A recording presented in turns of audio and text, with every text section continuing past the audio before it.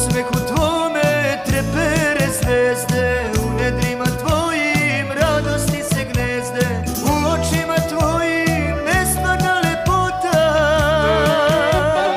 Umreću zbog tebe, tako mi